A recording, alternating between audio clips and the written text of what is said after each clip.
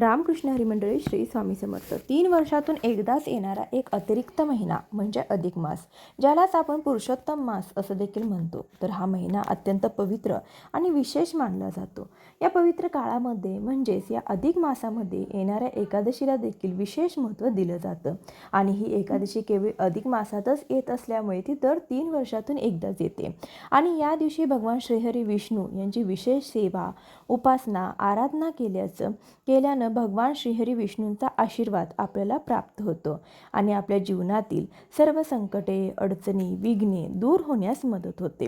तर या अधिक मासामध्ये 2 विशेष एकादशी येत आहेत. त्यातली पद्मिनी एकादशी बुधवार 27 मे रोजी येत आहे आणि या पद्मिनी एकादशीलाच कमला एकादशी असं देखील म्हटलं जातं. आणि या एकादशीला केलेलं व्रत, उपासना, आराधना याची विशेष फलप्राप्ती होत असते. आणि ही कमला एकादशी अधिक मासात येत असल्यामुळे याचं आपल्याला अधिक फळ हे प्राप्त होत असतं. आणि म्हणूनच या एकादशीला आपण जर काही उपाय, सेवा जर केल्या तर आपल्या जीवनात सर्व संकटे, अडचणी, विघ्ने दूर होऊन आपल्या मुलाबाळांची, पतीची, घराची प्रगती होणार आहे. आपल्या मुलांच्या विवाहामध्ये जर अडचणी येत असतील, विवाह होत नसेल तर ते देखील दूर होते. त्याचबरोबर कुटुंबामध्ये सुख समृद्धी भरभराट होते आणि भगवान श्रीहरी विष्णू आणि माता लक्ष्मी यांचा कृपाआशीर्वाद देखील आपल्याला लाभतो. यासाठी आपल्याला एक साधा सोपा परंतु अत्यंत प्रभावी असा हा उपाय करायचा आहे. आपल्याला या एकादशीच्या दिवशी एका ठिकाणी विड्याचं पान ठेवायचं आहे. त्याची एक सेवा करायची आहे. आता हे पान कोणत्या ठिकाणी ठेवायचं आहे, कोणती सेवा करायची आहे याविषयीची माहिती व्हिडिओमध्ये तुमच्यासोबत शेअर करणारच आहे. पण त्यापूर्वी चॅनलवरती जर नवीन असाल तर चॅनलला सबस्क्राईब करा, जेणेकरून आपले असेच येणारे नवनवीन माहितीमय आणि भक्तिमय व्हिडिओ तुमच्यापर्यंत पोहोचत राहतील. तसेच व्हिडिओ पाहताना व्हिडिओला लाईक करायला देखील विसरू नका. तसेच कमेंट बॉक्समध्ये ओम नमो भगवते वासुदेवाय नमः किंवा श्री स्वामी समर्थ लिहायला विसरू नका. तर या पद्मिनी एकादशीचं महत्त्व स्कंद पुराणामध्ये देखील सांगितलं गेलं आहे. भगवान श्रीकृष्णाने धर्मराज युधिष्ठिरांना देखील हे व्रत पाळण्याची योग्य पद्धत समजावून सांगितली. असं म्हणतात की पद्मिनी एकादशीचं व्रत पाळल्याने व्यक्ती भूतकाळातील आणि वर्तमान काळातील सर्व पापांपासून मुक्त होतो. जर एखादी व्यक्ती विधीनुसार आदिमास एकादशी म्हणजेच पद्मिनी एकादशीचं व्रत पाळतो तर तिला भगवान श्रीहरी विष्णू यांचे निवासस्थान असलेल्या वैकुंठ धामामध्ये स्थान मिळण्याचा लाभ होतो. तर आपल्याला आज विड्याच्या पानाचा उपाय जाणून घ्यायचा आहे, पण त्यासोबतच आपल्याला आणखीनही काही वस्तू लागणार आहेत. पण त्यापूर्वी सकाळी म्हणजे एकादशीच्या दिवशी सकाळी ब्रह्ममुहूर्तावरती उठून स्नान करायचं आहे आणि कुटुंबातील प्रत्येक व्यक्तीच्या आंघोळीच्या पाण्यामध्ये चिमूटभर हळद आणि गंगाजल असेल तर ते टाकायचं आहे किंवा थोडंसं खडं मीठ टाकलं तरी देखील चालेल. यामुळे शरीरावर जी काही नकारात्मकता पसरलेली आहे तर ती देखील दूर होते. तसेच मन शांत आणि एकाग्र होतं. तसेच भगवान श्रीहरी विष्णू यांना हळद अत्यंत प्रिय आहे. त्यामुळे कोणतीही सेवा करताना भगवान श्रीहरी विष्णूंची हळदीचा जास्तीत जास्त वापर आपण यामध्ये करायचा आहे. त्यानंतर घराची संपूर्ण साफसफाई करायची आहे. एका भांड्यामध्ये पाणी घ्यायचं आहे, त्यामध्ये थोडीशी हळद टाकायची आहे, थोडंसं खडे मीठ टाकायचं आहे आणि हे पाणी देखील संपूर्ण घरामध्ये शिंपडायचं आहे घरातील निगेटिव्हिटी दूर होण्यासाठी. त्याचबरोबर उंबरठ्यावरती हळदीचं लेपन आपल्याला करायचं आहे. हळदीने उंबरठ्यावरती स्वस्तिक काढायचं आहे. त्याचबरोबर घराच्या मुख्य दरवाजाला तुम्हाला आंब्याचं तोरण या दिवशी लावायचं आहे. आंब्याच्या प्रत्येक पानावर तुम्हाला हळदीने स्वस्तिक काढायचं आहे. त्यामुळे आपल्या घरात जी काही नकारात्मकता आहे किंवा बाहेरून जी काही निगेटिव्हिटी आपल्या घरामध्ये येत असते तर ती देखील येणार नाही. त्याचबरोबर घरामध्ये सुख समृद्धी टिकून राहणार आहे. त्यानंतर तुळशी मातेची पूजा करायची आहे. भगवान श्रीहरी विष्णूंना तुळस अत्यंत प्रिय आहे आणि तुळस ही भगवान श्रीहरी विष्णू यांची पत्नी देखील आहे. त्यामुळे भगवान श्रीहरी विष्णूंची पूजा करताना तुळशीची पूजा केली तर भगवान श्रीहरी विष्णू आणि तुळशी माता म्हणजे माता लक्ष्मी यांचा आपल्याला आशीर्वाद प्राप्त होतो. तुळशीची पूजा करताना म्हणजेच एकादशी तिथीला तुळशीचं निर्जला व्रत असतं. त्यामुळे या दिवशी तुळशीला जल अर्पण करायचं नाही, परंतु तुळशी जी माती आहे म्हणजे तुळशीच्या बाजूला कोपऱ्यामध्ये तुम्हाला उसाचा रस अर्पण करायचा आहे आणि या उसाच्या रसामध्ये तुम्हाला चिमूटभर हळद देखील टाकायची आहे. कारण की तुळशी मातेचं या दिवशी निर्जला व्रत असतं. त्यामुळे आपण तुळशीला पाणी अर्पण करू शकत नाही, परंतु तुळशीला आपण हळद नक्कीच अर्पण करू शकतो. म्हणूनच या उसाच्या रसामध्ये चिमूटभर हळद टाकायची आहे आणि हा उसाचा रस तुळशीला तुम्ही अर्पण करायचा आहे. तो देखील तुळशीच्या मुळाशी अर्पण करायचा नाही, तर तुळशीच्या मातीमध्ये एका कोपऱ्यामध्ये तुम्हाला अर्पण करायचं आहे. त्यानंतर तुळशी मातेची विधिवत पूजा सेवा करायची आहे. तुळशीजवळ दिवा प्रज्वलित करायचा आहे. तुळशीला तुम्हाला 11 प्रदक्षिणा मारायच्या आहेत. ओम नमो भगवते वासुदेवाय नमः या मंत्राचा जप करायचा आहे. तुळशी मातेच्या मंत्राचा जप करायचा आहे. ज्या ठिकाणी भगवान श्रीहरी विष्णू यांचं वास्तव्य असतं त्या ठिकाणी माता लक्ष्मीचं वास्तव्य नेहमी असतं. त्यामुळे तुळशीला तुम्ही विधिवत पूजा करायची आहे. त्यानंतर देवघरासमोर येऊन बसायचं आहे. आपल्या देवघरासमोर एक दिवा प्रज्वलित करायचा आहे. या दिव्याखाली आसन ठेवायचं आहे, म्हणजे अखंड अक्षता ठेवायच्या आहेत. त्यावर एक दिवा प्रज्वलित करायचा आहे.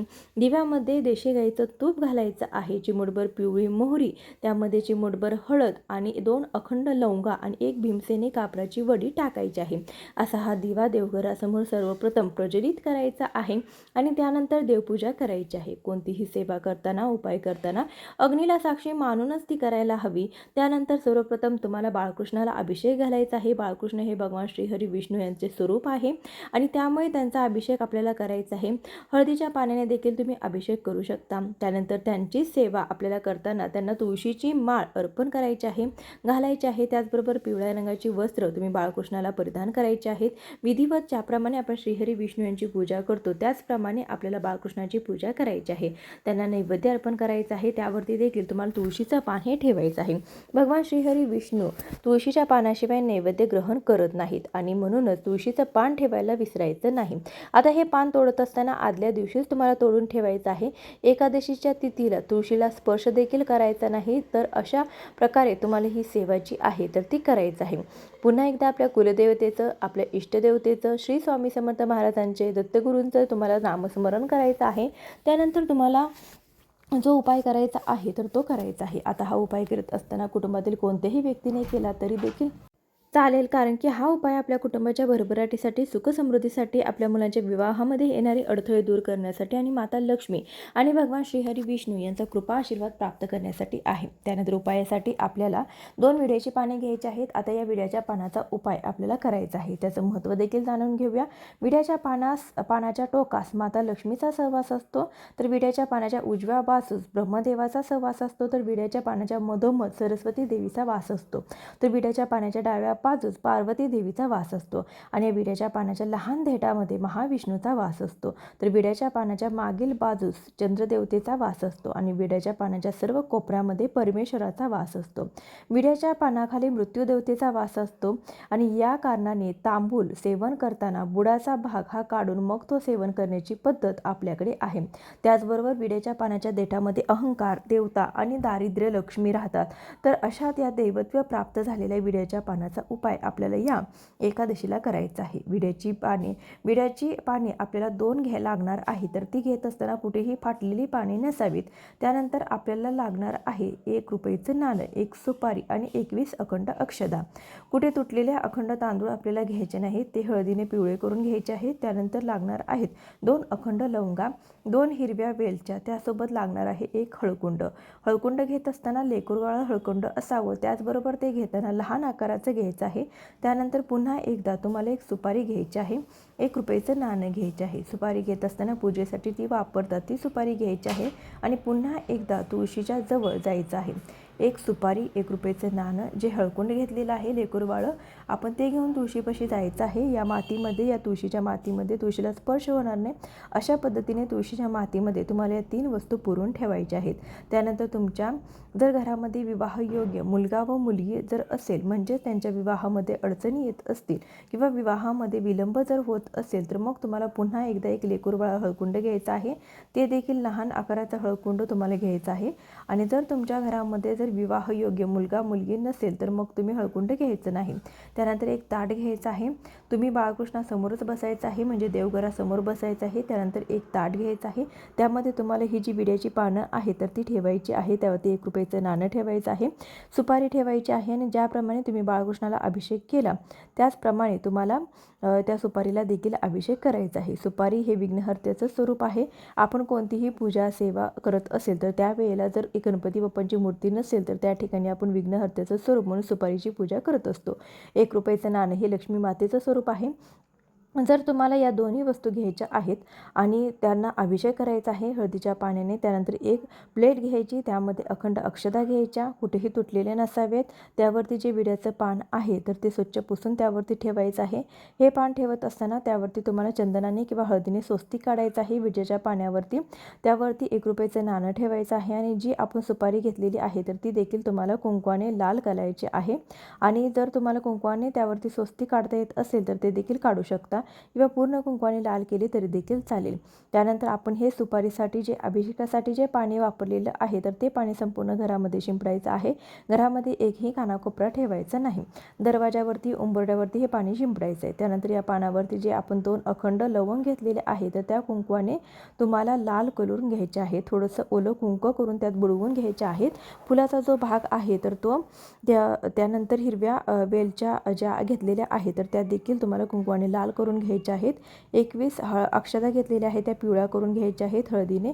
आणि या सर्व वस्तू तुम्हाला बाळकृष्णाची मूर्ती ज्या ठिकाणी ठेवली आहे तर त्या ठिकाणी ठेवायच्या आहेत. त्यानंतर तुम्हाला ओम नमो भगवते वासुदेवाय नमः या मंत्राचा 108 वेळा जप करायचा आहे.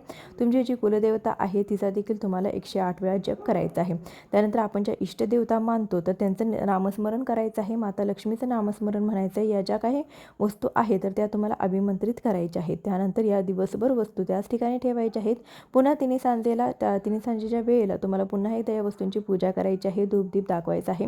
त्याचप्रमाणे आपण देवी देवतेंचं बाळकृष्णाचं भगवान श्रीहरी विष्णू यांची पूजा करतो तर त्याचप्रमाणे तुम्हाला या विड्याच्या पानावरील सर्व वस्तूंची पूजा करायची आहे. तुळशीजवळ देशी गाईचा तुपाचा दिवा प्रज्वलित करायचा आहे. हा दिवा प्रज्वलित करताना त्याखाली आसन ठेवायचं आहे.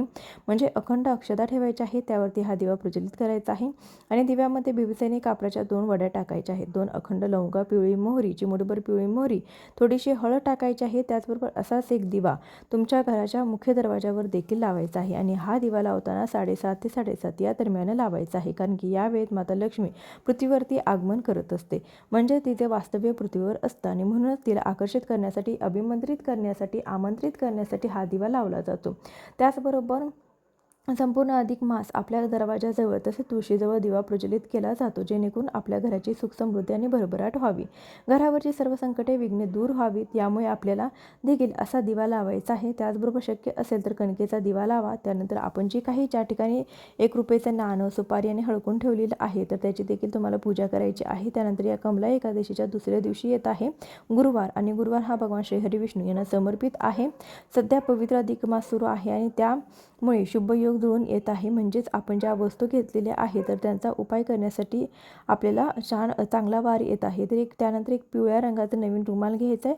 जर पिवळा नसेल तर मग तुम्ही लाल रंगाचा घेतला तरी देखील चालेल. त्यावरती आपल्याला ज्या काही घेतलेल्या अक्षता आहेत 21 त्या 21 पिवळ्या केलेल्या अक्षता, ₹1 नाणं, ही सुपारी आणि ज्या 2 लवंगा आहेत वेलच्या आहेत तर त्या देखील आपल्याला ठेवायच्या आहेत. आणि याची एक पोटली तयार करायची आहे. म्हणजेच तुम्हाला या वस्तू या रुमालामध्ये बांधून ठेवायच्या आहेत. आणि ज्या ठिकाणी तुमची तिजोरी आहे त्या ठिकाणी तुम्ही पैसा धन ठेवता त्या ठिकाणी तुम्हाला हे ज्या वस्तू आहेत तर त्या ठेवायच्या आहेत. त्याचबरोबर तुम्हाला कुठेच ठेवायचं नसेल तर घराचा जो मुख्य प्रवेशद्वार आहे, उंबरठा आहे, तर त्याच्या वरच्या बाजूला चौकटीच्या आतल्या बाजूला तुम्ही ही पोटली बांधू शकता जेणेकरून आपल्या घरामध्ये जे काही अडचणी, विघ्न, संकटे, बाधा, जे काही वाईट गोष्टी असतील तर त्या देखील सर्व दूर होतील. सर्व काही आपल्या मुख्य दरवाजातूनच येत असतात. आपल्या घरामध्ये कोणतीही नकारात्मक गोष्टी येऊ नये आणि घरामध्ये फक्त सुख समृद्धी यावी, भरभराटी यावी यासाठी देखील तुम्ही ह्या ज्या काही वस्तू आहे तर त्या मुख्य दरवाजावरती बांधू शकता. तुम्हाला जर शक्य नसेल तर तुम्ही देवघरामध्ये देखील या स्थापन करू शकता. तुम्हाला ज्या ठिकाणी ठेवायच्या आहे त्या ठिकाणी तुम्ही या वस्तू ठेवू शकता. वस्तू अभिमंत्रित केलेल्या आहेत आणि भगवान श्रीहरी विष्णू, माता लक्ष्मी आणि कुलदेवता श्री दत्तगुरू स्वामी महाराजांचा याला आशीर्वाद प्राप्त झालेला आहे. त्यामुळे तुम्ही या वस्तू कुठेही ठेवल्या तरी देखील तुम्हाला त्याचा लाभच होणार आहे. त्याचबरोबर तुमचं जर मुलांचं विवाह योग्य असतील आणि त्यांच्या लग्नामध्ये अडचणी येत असतील तर मुलांच्या गळ्यामध्ये हे हळकुंड तुम्ही बांधू शकता. कुणालाही दिसणार नाही, नजरेस कुणाच्याही येणार नाही अशा पद्धतीने बांधायचं आहे. मग तुम्ही त्यांच्या दंडावर बांधलं तरी देखील चालेल. म्हणजेच लोकांच्या नजरेस येणार नाही अशा पद्धतीने बांधायचं आहे. जर तुम्हाला त्यांच्या हातामध्ये किंवा गळ्यामध्ये बांधणं शक्य होत नसेल तर मुलांचे ज्या वापरायच्या वस्तू आहेत म्हणजे ज्या ठिकाणी त्यांचा सतत सहवास राहतो तर त्या ठिकाणी देखील तुम्ही ठेवू शकता.